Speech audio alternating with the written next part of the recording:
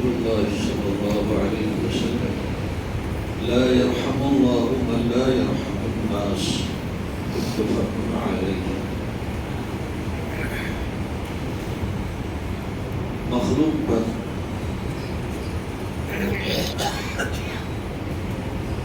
رحم اور شفقت کا معاملہ کرنے کا بیان. مخلوق پر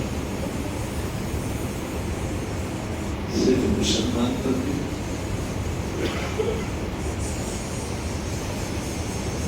صرف دوست احباب پر نہیں، صرف رشتے داروں پر نہیں، مخلوق پر. مخلوق انسان ہو یا کوئی بھی جاندار ہو، اس کے ساتھ شفقت کا معاملہ کرنا، رحم کا معاملہ کرنا، یہ اسلام کا اہم اور بنیادی اصول ہے.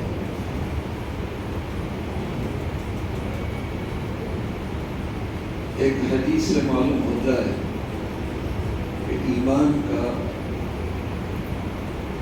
خلاصہ، ایمان اور ایمانی زندگی کا خلاصہ بس دو چیزیں ہیں، بس دو چیزیں: العزمۃ والعبادۃ للہ والشفقۃ والرحمۃ علی خلق اللہ. عظمت اور عبادت اللہ ہے، اللہ سے بڑا کوئی نہیں ہے. عبادت العظمت، عظمت کبریائی اللہ کی، عبادت اللہ کی. اور ہم اس میں تھوڑا سا اضافہ کر لیں: العظمت والعبادت السجدۃ للہ. عظمت، عبادت، سجدہ اللہ کی. والشفقۃ والرحمۃ علی خلق اللہ، اور شفقت اور رحمت کا تعلق اللہ کی مخلوق کے ساتھ. یہ مختصر سی بات ہے. اس مختصر سی بات میں ہمارا پورا ایمانی نظام سما جاتا ہے. پھر اس کی تفصیل ہے. مخلوق پر شفقت اور مخلوق کے ساتھ رحم کا معاملہ کرنے کا بعد پہلی حدیث ہے حضرت جریر بن عبداللہ رضی اللہ عنہ سے روایت ہے. انہوں نے کہا اللہ کے رسول صلی اللہ علیہ وسلم نے فرمایا اللہ اس شخص پر رحم نہیں کرتا جو لوگوں پر رحم نہ کرے. من لا یرحم الناس، الناس لوگوں پر، الناس لفظ، الناس کا لفظ ہے. المؤمنین نہیں فرمایا. من لا یرحم الناس، جو لوگوں پر رحم نہ کرے اللہ اس پر رحم نہیں کرتا.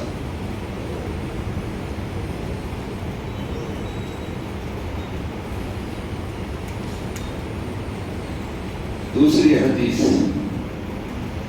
عن عائشة رضی اللہ عنہا قالت جاء أعرابي إلى النبي صلى الله عليه وسلم فقال أتقبلون الصبيان فما نقبلهم؟ فقال النبي صلى الله عليه وسلم أما أملك لك إن نزع الله من قلبك الرحمة متفق عليه. اما عائشہ صدیقہ رضی اللہ عنہا سے روایت ہے، وہ فرماتی ہیں کہ ایک اعرابی، دیہات کا رہنے والا ایک اعرابی نبی پاک صلی اللہ علیہ وسلم کی خدمت میں حاضر ہوا. اس نے آپ کو دیکھا، آپ کے نواسے حضرت سیدنا حسن، حضرت سیدنا حسین رضی اللہ عنہما چھوٹے سے تھے، بچے تھے، آپ ان بچوں سے پیار فرما رہے تھے، چوم رہے تھے، اور بھی اس آنے والے نے مدینہ طیبہ میں دیکھا لوگوں کو کہ وہ بچوں سے پیار کرتے ہیں، بچوں کو چومتے ہیں، چھوٹے بچوں کو. تو اس عربی کو بڑا تعجب ہوا اور اس نے حضور اکرم صلی اللہ علیہ وسلم کے سامنے کہا کہ کیا تم لوگ بچوں کو چومتے ہو؟ ہم تو نہیں چومتے، ہم تو نہیں چومتے.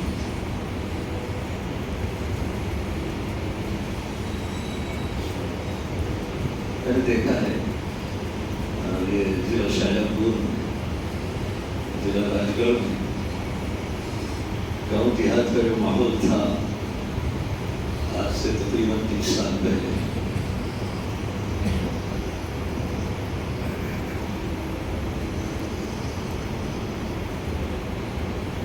گھر کے اندر ایسا ماحول تھا کہ آدمی اپنے بچے کو اپنی گود میں نہیں اٹھا سکتا تھا، شرم کے مارے. پورا دن گزر جاتا تھا، شوہر بیوی سے بات نہیں کر سکتا. اگر شوہر نے بیوی سے بات کر دی تو شوہر کی ماں اس کے سر ہو جاتا تھا. اتنا بے شرم ہو گیا تھا، اتنا بے حیا ہو گیا تھا.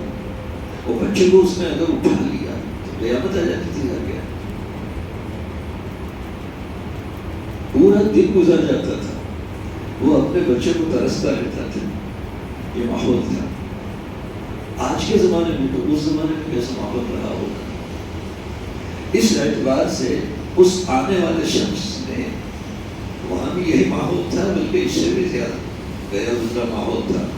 اسے بڑا تعجب ہوا مدینہ طیبہ میں جب اس نے اہل ایمان کو دیکھا کہ وہ اپنے بچوں کو پیار کرتے ہیں، بچوں کو چومتے ہیں، بچوں سے محبت کرتے ہیں. تو اسے بڑا تعجب ہوا. اس نے اپنے تعجب کو ظاہر کر دیا، حضور پاک صلی اللہ علیہ وسلم کے سامنے بے تکلف ظاہر کر دیا. گاؤں کے لوگ بڑے بے تکلف ہوتے ہیں اور ان کی بے تکلفی بڑی مزیدار ہوتی ہے، بڑا اچھا بھی لگتا ہے، بڑا اچھا بھی لگتا ہے. ایک صاحب آئے گاؤں سے، اور حدیث سے تو معلوم ہوتا ہے کہ بس کھڑے کھڑے وہ آئے اور آ کر انہوں نے بغیر کسی تمہید کے سلام تو کیا ہوگا انہوں نے، لیکن ادھر ادھر کی کوئی بات نہیں. بس وہ آئے اور انہوں نے بے تکلف آپ سے کہا کہ مجھے ایسا عمل بتا دیجئے کہ میں جنت میں چلا جاؤں. مجھے ایسا عمل بتائیے کہ میں جنت میں چلا جاؤں. آپ نے فرمایا ایمان اللہ پر، ایمان اس کے رسولوں پر، ایمان اس کی کتابوں پر، ایمان آخرت پر، نماز کا قائم کرنا، نماز کا اہتمام کرو، پابندی سے زکوٰۃ ادا کرو، اگر زکوٰۃ تم پر فرض ہو گئی ہے ماہ رمضان کے روزے رکھو، اور حج کرو اگر حج کرنے کی تمہارے اندر استعداد ہے حج کرو.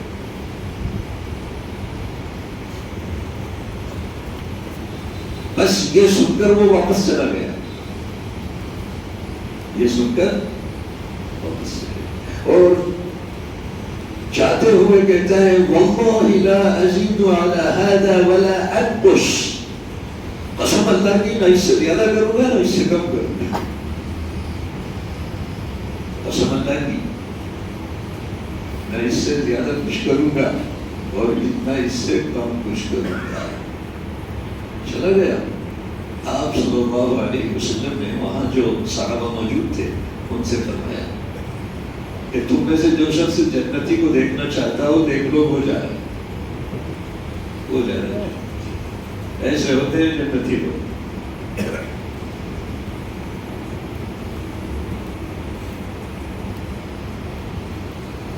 کیا تم بچوں کو چومتے ہو؟ فما نقبلهم، ہم تو نہیں چومتے، ہم تو نہیں چومتے.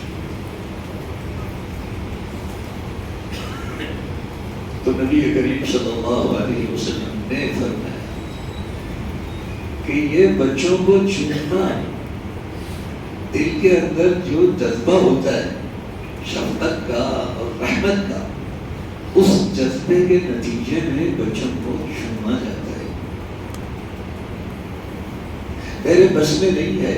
اگر تیرے دل میں جذبہ رحمت نہیں ہے اور جذبہ رحمت تیرے دل میں سے اللہ تعالیٰ نے نکال دیا ہے، تو میرے بس میں نہیں ہے کہ میں اس کو تیرے دل میں پہنچاؤں.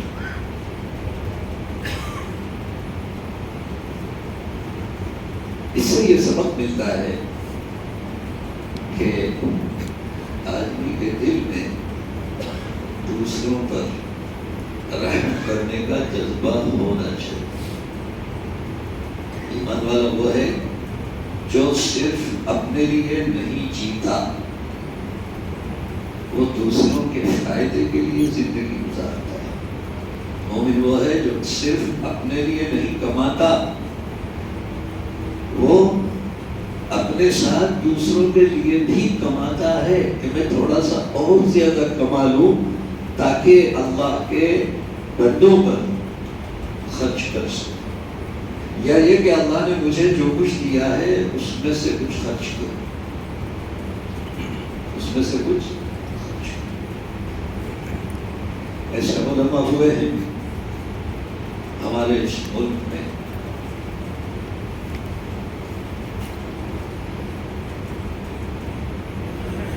کون نہیں جانتا حضرت شیخ کہا تو ذہن ادھر جاتا ہے سہارنپور کی طرف. شیخ الحدیث مولانا زکریا صاحب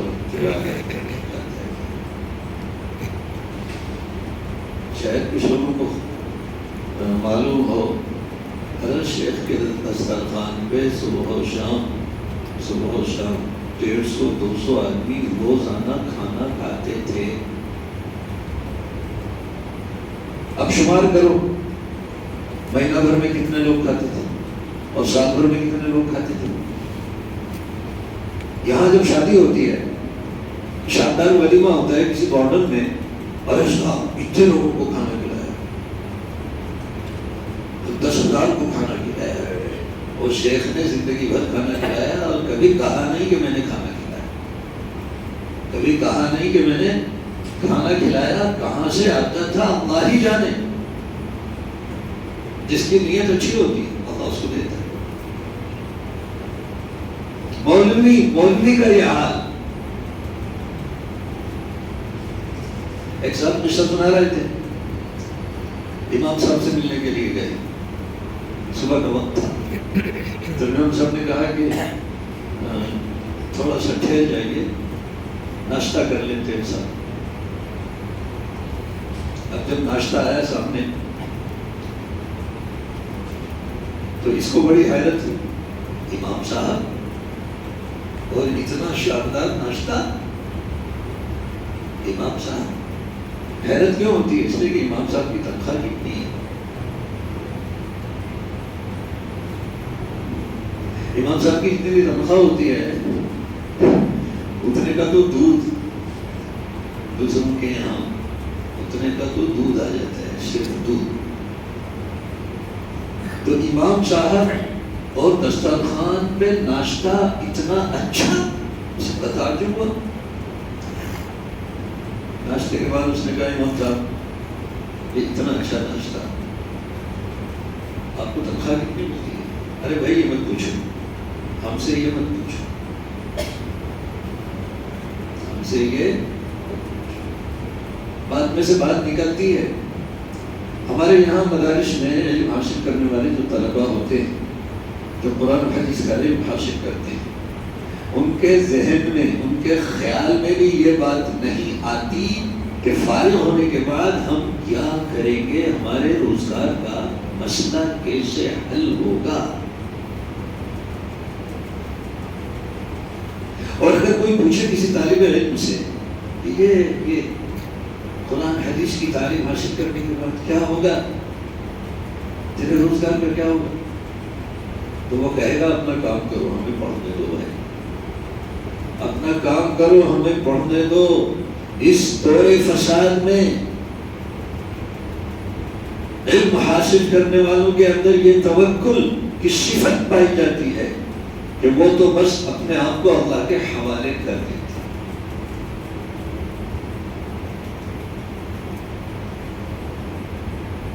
امام صاحب سے پوچھا تو امام صاحب نے کہا بھائی اتنی تنخواہ پھر کیا ہوتا ہے؟ میرا کچھ نہیں ہوتا، اسی تنخواہ میں میرا گزر بسر ہو جاتا ہے. میں تنخواہ کی مقدار کو اللہ کے حضور پیش کرتا ہوں، اللہ یہ تیرا عطیہ ہے جتنا بھی ہے، اب اس میں ایسی برکت عطا فرما کہ میرا پورا مہینہ سکون سے گزر جائے، سکون سے گزر جائے. اس کا مطلب یہ بھی نہیں ہے اس کا مطلب یہ بھی نہیں ہے کہ امام صاحب اور علماء کی جو تنخواہیں اس وقت ہیں، آپ یہ سن کر کہیں کہ اور کم کر لو، ان کا تو گزر ہو ہی جاتا ہے، گزر بسر ہو ہی جاتا ہے، اور کم کر لو تھوڑا سا اپنا فائدہ ہوگا. یہ مطلب نہیں ہے اس کا، جی اس کا یہ مطلب نہیں.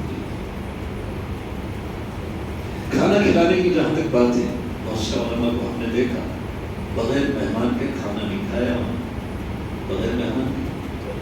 میرے استاذ تھے جب میں پڑھتا تھا، روزانہ ان کے یہاں مہمان آتے تھے، صبح و شام مہمان آتے تھے. ان کی عادت تھی کبھی بغیر مہمانوں کے کھانا نہیں کھائیں گے. اگر اتفاق سے کوئی مہمان نہیں آیا تو مدرسے کے جو طلبا ہوتے تھے ان میں سے کچھ طلبا کو بلاتے اور ان کو اپنے ساتھ کھانا کھلاتے تھے اور کہتے تھے یہ اللہ کے رسول صلی اللہ علیہ وسلم کے مہمان. شفقت، رحم کا جذبہ ہو دل میں، شفقت، مخلوق پر شفقت، بچوں سے پیار کرنا، بچوں سے لاڈ کرنا، یہ جذبہ شفقت کی بنا پر ہوتا ہے.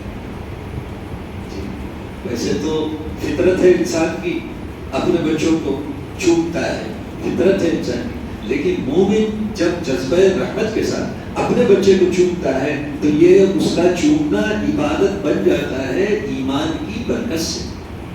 یہ عبادت بن جاتا ہے. یہ نعمت تو اللہ نے ہمیں دی ہے، الحمدللہ.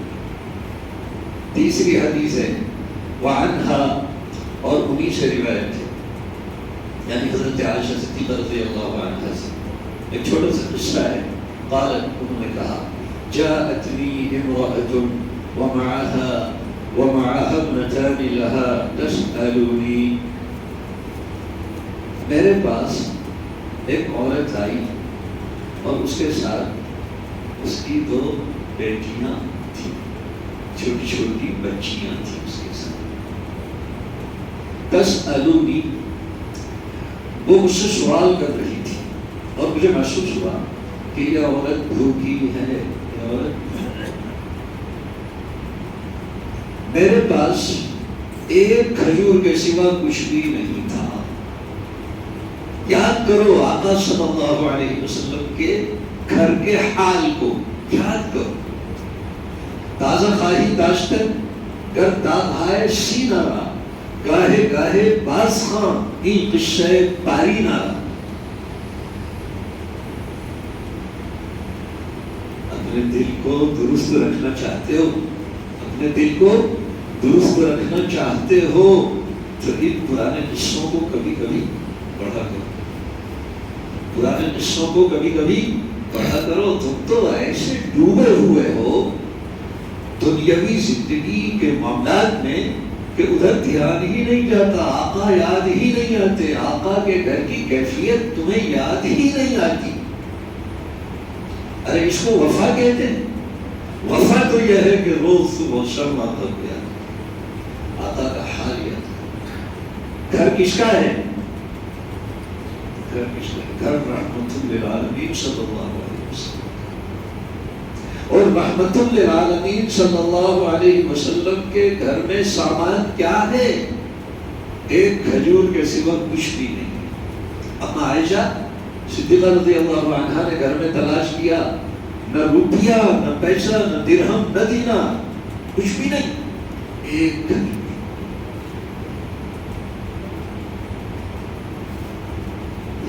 کہتی ہے میں نے وہ کھجور اس عورت کو دے دی، تو اس عورت نے اس کھجور کے 2 حصے کیے، ایک کھجور کے، اور دونوں بیٹیوں نے اس کو تقسیم کر دیا، اور خود اس میں سے کچھ بھی نہیں کھایا، جبکہ وہ عورت بھی بھوکی تھی۔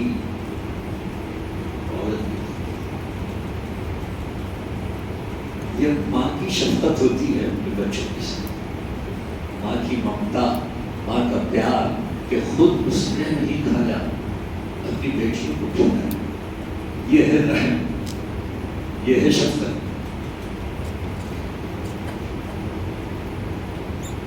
ثم قامت فخرجت، پھر وہ اٹھی اور چلی گئی۔ حضور اکرم صلی اللہ علیہ وسلم گھر میں تشریف لائے۔ میں نے یہ قصہ آپ کو سنایا کہ اس طرح ایک عورت آئی تھی، اس کے ساتھ اس کی 2 بیٹیاں تھیں، اور مجھ سے اس نے سوال کیا، میرے پاس کچھ بھی نہیں تھا سوائے ایک کھجور کی۔ میں نے وہ کھجور اس کو پیش کر دی، اس نے اس کھجور کو دونوں کے درمیان تقسیم کر دیا اور خود کچھ بھی نہیں کھایا۔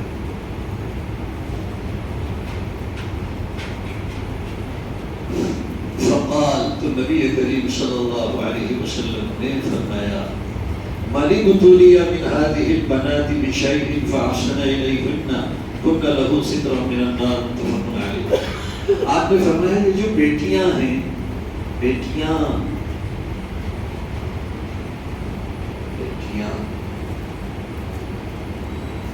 بیٹے کی شادی کی، بیٹے کی شادی کی، اور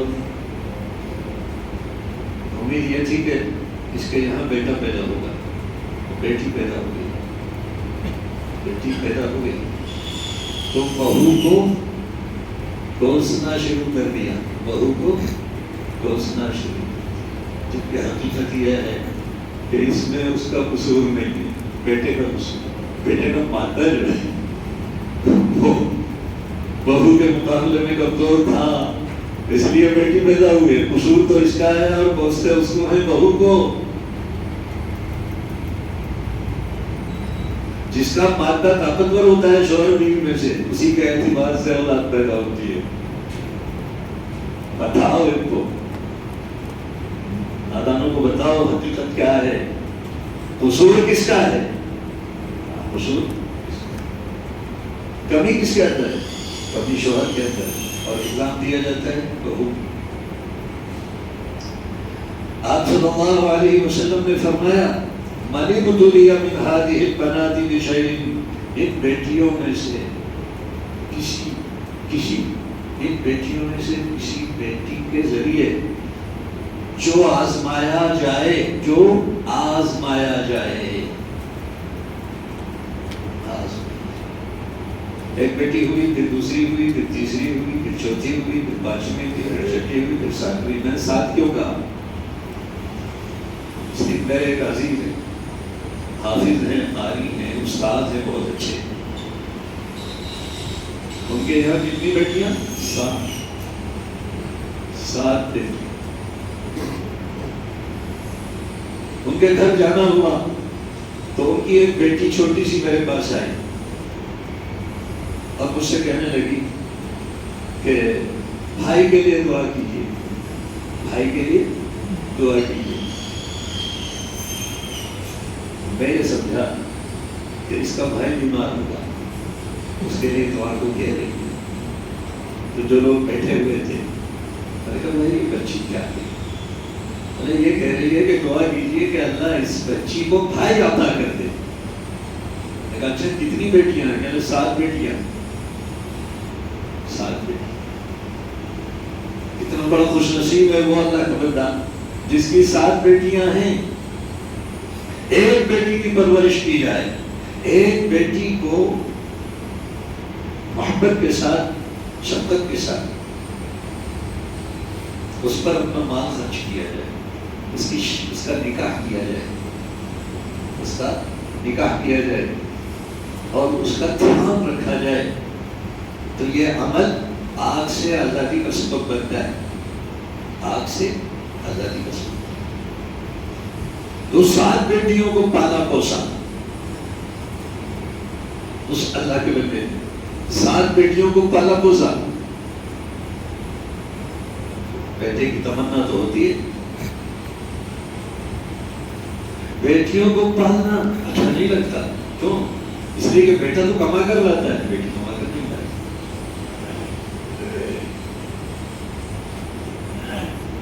بہرحال 1 ڈیڑھ سال کے بعد خبر ملی کہ 7 بیٹیوں کے بعد بیٹا پیدا ہوا۔ الحمدللہ، الحمدللہ، ان بچیوں کو اللہ تعالیٰ نے بھائی عطا کر دیا۔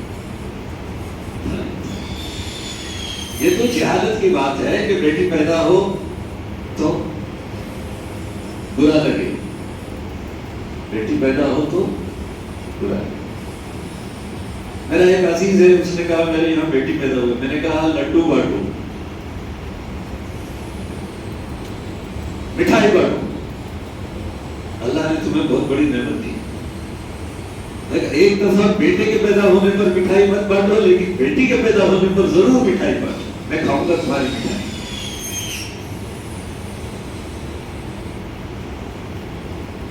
فرمایا جو شخص بیٹیوں میں سے کسی بیٹی کے ساتھ آزمایا جائے کن لہو سترا من النار، تو یہ بیٹی اس کے لیے آگ سے حفاظت کا ذریعہ ہوگی، جہنم کی آگ سے بچانے والی ہوگی، جہنم کی آگ سے بچانے والی۔ دیکھیے بیٹیوں کے بارے میں فرمایا نبی پاک صلی اللہ علیہ وسلم، یہ خاص بیٹیوں کے بارے میں۔ اس سے معلوم ہوتا ہے کہ اللہ کے نزدیک، رسول اللہ صلی اللہ علیہ وسلم کے نزدیک اور اسلام کے نزدیک بیٹیاں بڑی قابل قدر ہیں، بڑی قابل قدر ہیں بیٹیاں۔ دوسری قوم کے لوگ اعتراض کرتے ہیں مسلمانوں پر کہ ان کے یہاں عورتوں پہ ظلم ہوتا ہے، پردے میں رکھتے ہیں، قید میں رکھتے ہیں، گھر میں رکھتے ہیں، گھر میں رکھتے ہیں، جبکہ حقیقت یہ ہے کہ اسلام نے عورتوں کی جتنی عزت اور قدر و منزلت ہے وہ دنیا کے کسی مذہب میں نہیں، دنیا کے کسی مذہب میں۔ ماں بھی تو عورت ہوتی ہے، ماں عورت ہوتی ہے، اور حضور اکرم صلی اللہ علیہ وسلم فرماتے ہیں کہ الجنت تحت اقدام الامہات، جنت ماؤں کے قدموں کے نیچے ہے، جنت ماؤں کے قدموں کے نیچے ہے۔ یہ شرف ماؤں کو بخشا گیا، یہ شرف کہ جنت ماؤں کے قدموں کے نیچے ہے، یہ شرف ماؤں کو بخشا گیا۔ اسلام میں عورتوں کی بڑی عزت ہے، بڑی قدر و منزلت ہے، بیٹیوں کا بڑا مقام ہے، اور چونکہ بیٹی بہت قیمتی ہوتی ہے اس لیے اسے پردے میں رکھا جاتا ہے، اس لیے اسے پردے میں رکھا جاتا ہے۔ جیب میں کاغذ بھی ہوتے ہیں، کاغذ، یہ کاغذ، اور جیب میں نوٹ بھی ہوتے ہیں، روپیے بھی ہوتے ہیں، کاغذ اس جیب میں رکھے جاتے ہیں اور روپیے اندر کی جیب میں رکھے جاتے ہیں، نوٹ اندر کی جیب میں رکھے جاتے ہیں۔ ہمارے یہاں اسلام میں عورتیں زیادہ قابل قدر ہیں، زیادہ قیمتی ہیں، اس لیے ان کو چھپا کر رکھا جاتا ہے اور ان کے مقابلے میں آدمیوں کو کھلا رکھا جاتا ہے۔ تمہارے یہاں عورتوں کی کوئی قدر و قیمت نہیں ہے، اس لیے تم ان کو چوراہے پہ، بازاروں میں، بازاروں میں ان کی تصویروں کو صابن کے پیکٹ کے اوپر ان کی ننگی تصویروں کو پیش کرتے ہو، اس لیے کہ تمہارے یہاں عورتوں کی کوئی قدر و منزلت نہیں۔ تمہارے یہاں عورتیں بازار کی زینت ہیں، ہمارے یہاں عورتیں سونے چاندی ہیرے جواہرات سے زیادہ قیمتی ہیں۔ وہ بیوقوف ہوگا بہت بڑا جو سونے اور چاندی کی چیزوں کو کھلے طور پر رکھتا ہو۔ سونا چاندی روپیہ پیسہ اس لیے چھپایا جاتا ہے تاکہ لٹیروں سے اس کی حفاظت ہو سکے۔ عورتوں کو، بیٹیوں کو، بچیوں کو اس لیے حجاب میں رکھا جاتا ہے کہ عصمت و عزت کے جو لٹیرے ہیں اور ہوس کے جو بندے ہیں ان سے ان کی حفاظت ہو سکے۔ یہ حجاب کا جو مسئلہ ہے وہ حل ہو گیا، سمجھ میں آ گیا؟ جوانوں آپ کی سمجھ میں آ گیا؟ یہ ہے مسئلہ۔ اسلام میں عورت بہت قابل قدر ہے، اسلام میں عورت کی بڑی قدر اور بڑی قیمت ہے۔ اللہ تعالیٰ ہمیں عمل کی توفیق عطا فرمائے۔ وآخر دعوانا اللهم صل على محمد النبي وعلى آله وأصحابه أجمعين۔ ربنا ظلمنا أنفسنا وإن لم تغفر لنا وترحمنا لنكونن من الخاسرين۔ اللهم ارنا حكم عافية ہماری خطا سے ضرورت رحم کر، معافیت کا معاملہ۔ اے اللہ، ایمان کی دولت آپ نے ہمیں عطا فرمائی ہے، اس کی قدر کرنے کی توفیق عطا فرما۔ اے اللہ، دین حق کے بارے میں ہر قسم کے شک سے ہماری حفاظت فرما۔ اے اللہ، ہر قسم کے شک اور شبہ سے ہماری حفاظت فرما۔ آپ کا بھیجا ہوا دین، حضور پاک صلی اللہ علیہ وسلم کا لایا ہوا دین 100% حق ہے، 100% حق ہے۔ اس حق کے بارے میں دنیا کے لوگ شک کرتے رہیں، ہمیں اس کی کوئی پرواہ نہیں ہے۔ ہم آپ کے لائے ہوئے دین حق کو، اس کی جو ارشد صورت ہے، انشاءاللہ اس صورت اور اس شکل کے ساتھ اس کو پیش کرنے کی کوشش کریں گے۔ انشاءاللہ کوشش کرتے ہیں آپ ہی کی توفیق سے۔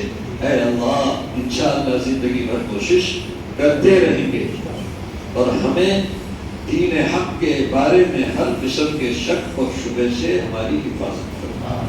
ہمارے جوانوں کی حفاظت فرما، ہمارے دانشوروں کی حفاظت فرما، ہمارے ان تعلیم یافتہ لوگوں کی حفاظت فرما جو زیادہ تر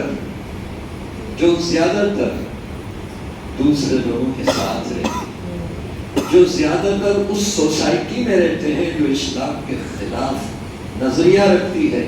اے اللہ، ان کی بھی حفاظت فرما، دین حق میں شک کرنے سے ان کی بھی حفاظت فرما۔ اسکولوں میں، کالجوں میں، یونیورسٹیوں میں پڑھنے والے ہمارے مسلم طلباء کی حفاظت فرما۔ اے اللہ، سب کے دین، ایمان، جان، مال، عزت، آبرو کی حفاظت فرما۔ حضور پاک صلی اللہ علیہ وسلم کی جو باتیں ہم نے سنی ہیں، ان باتوں کو سمجھنے کی اور ان کا یقین کرنے کی اور ان پر عمل کرنے کی ہمیں توفیق عطا فرما۔ اللهم ربنا تقبل منا انك انت السميع العليم وتب علينا انك انت التواب الرحيم۔ سبحان ربك رب العزة عما يصفون وسلام على المرسلين والحمد لله۔